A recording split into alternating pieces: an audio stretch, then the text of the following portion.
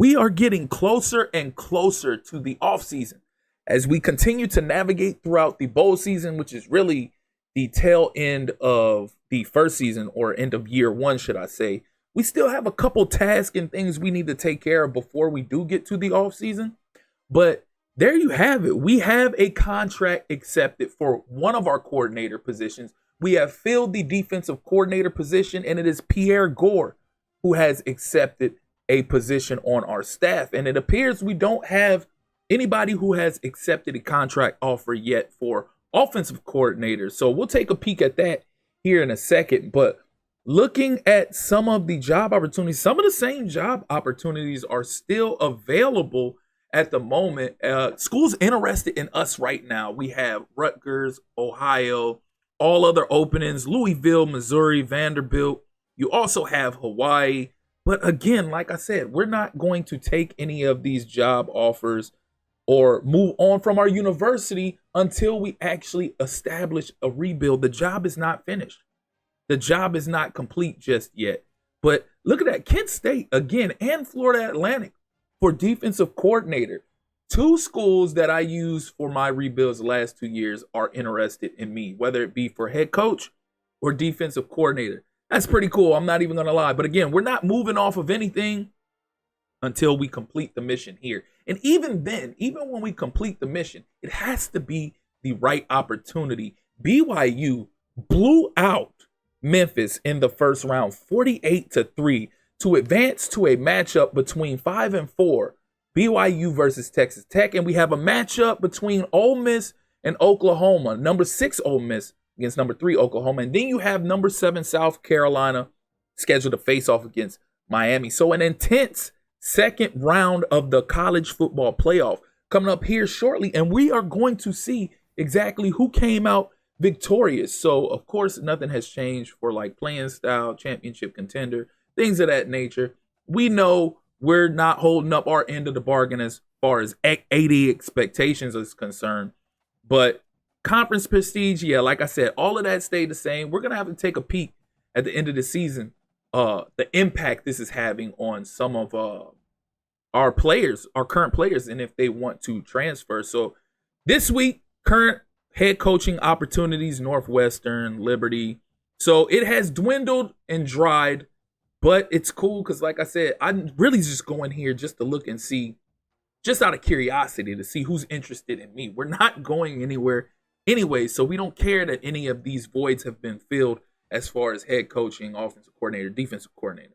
So, okay, so none of the candidates that we offered a contract to for offensive coordinator have accepted any of our offers. They went elsewhere. So there's only one higher end offense coordinator out there still available, and that's Max Warner. He is not interested in us at all. He has a 33% interest. It's in the red, but we're still going to take a stab at it anyways to see if we can get somebody on that higher end to accept. I probably should have offered him that 30, but at this point, it really doesn't matter when you look at his interest.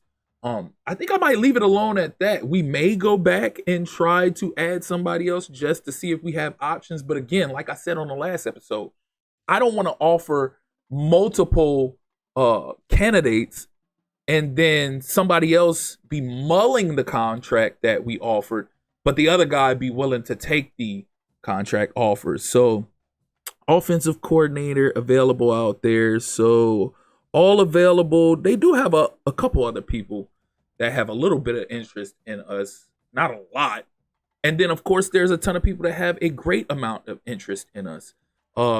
Terrence Archer looks like that could be a possibility right there. He has a little bit more interest than Max Warner. But again, I don't necessarily want to shoot my shot at another coordinator before seeing if we get turned down from Max Warner first. So nothing really to do this week as far as that's concerned. Looking at the top stories, South Carolina ended up beating Miami in a close game, 30-27 in overtime at the Chick-fil-A Peach Bowl.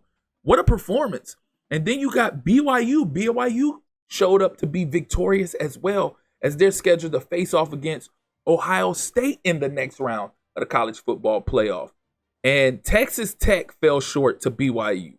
34-31. So a lot of close, really great games this week in this college football playoff this year. So let's see who advances to the national championship. Will Ohio State find themselves competing for yet another national title? Or will a team like a BYU step up to the plate out of nowhere, surprising everybody to advance and find themselves positioned, battling for a national title? We are about to find out here in just a second. And as always, just as I was mentioning, nothing really changes with any of our school grades. We won't find anything out about that until we get into the offseason, towards the end of the offseason, going into the preseason. But offer accepted, but it is not Max Warner. It is Terrence Archer, which we didn't even offer a contract to. So the only thing I could think of is maybe that was the last week we could offer any coordinator or coach a position on the staff. And because Max Warner didn't accept our offer, the computer went in there and made an offer to Terrence Archer for us, I guess. I don't know. But the national stage is set, or the national title stage is set. Number 1, Ohio State, 15-0, undefeated record on the line, facing off against number 3, Oklahoma, who is fresh off of a massive blowout victory over number 9, South Carolina, 38-10. And then Ohio State handled business against BYU as well, 31-14. So this is set to be a very interesting, intriguing matchup between two powerhouses. And if I could get into coach mode and actually watch this game, I really would be interested in doing so. But let's take a peek at some of the staff moves that were made. So we have a retirement in Whittingham. Jeff Brom actually ends up taking on a better position with Clemson after they ended up firing Dabo Swinney. Wow. And Dabo Swinney ends up taking a position at Michigan. So talk about a massive hire, leaving one program in which you turned around massively to go to another higher end program in the nation. A couple of other hires going on. We have James Franklin hired for Florida. So he ended up getting fired by Virginia Tech after being fired by Clemson in real life. And he gets hired for Florida. So we'll see if he can end up turning Florida around. So John Summerall takes a position at Virginia Tech after being fired from Florida himself. So a lot of higher end coaches end up getting fired from their previous jobs and hired by another team. Now, Greg Schiano just took an opportunity at Iowa State. It doesn't say that he was fired. You have David Brom took a position at Louisville. So Pat Fitzgerald got fired from Michigan State and hired for Missouri. Then Jamie Chadwell ends up taking a position with Rutgers. Jim Mora walks away from the game and calls it quits as he hangs up his headset, retiring from coaching in college football. Scott Satterfield got fired from Cincinnati and took a position at Purdue. So a lot of interesting moves. The college football landscape, as far as coaching is concerned, going into year 2, is going to be pretty interesting. One of the main things that I did want to take a look for, or look out for, should I say, is where our coordinators went. Again, like I said, we didn't fire them. I guess their contract was up. I thought they were staffed for yet another year. I thought I was going to come here and see that they took a coaching position elsewhere, but obviously that was not the case. And I don't see them on this list at all. But nonetheless, we are moving forward without them. The show must go on. We have new coordinators. We are moving forward without them. But before we advance to the next week, let's actually take a look at the full landscape of the college football playoff bracket for this season. So as we spoke about already, BYU knocked off Memphis 48-3.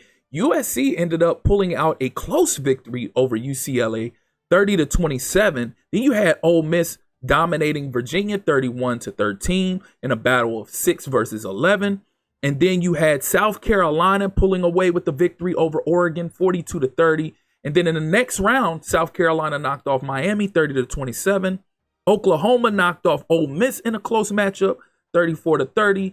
Ohio State barely squeaks by USC 37-34. And BYU pulled off the close victory over Texas Tech 34-31. And as we already spoke about, Ohio State knocked off BYU 31-14. And Oklahoma blew out South Carolina 38-10.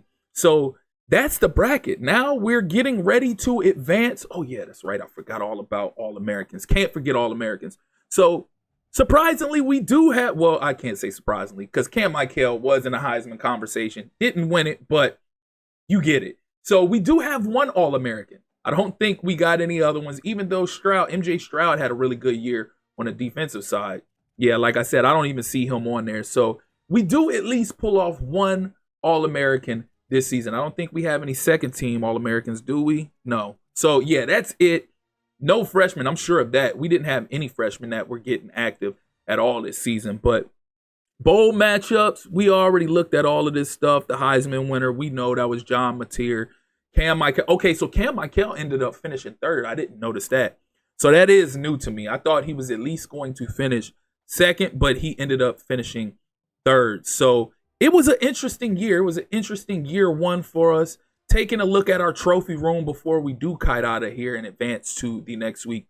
We did end up pulling off two trophies, the Jet Award and the Fred Biletnikoff Award. So Artavius Murphy pulled away with that Jet Award and Cam Michael with the Fred Biletnikoff Award for the best wide receiver in the nation. So that's going to do it for this episode. As always, if you're here for the first time or you're returning and you haven't liked or subscribed already, please do so. Click that notification tab so you can stay up to speed with more of this Georgia Southern rebuild, as well as other College Football 27 content. Again, I appreciate you all for tuning in. That's been my time. Till next time.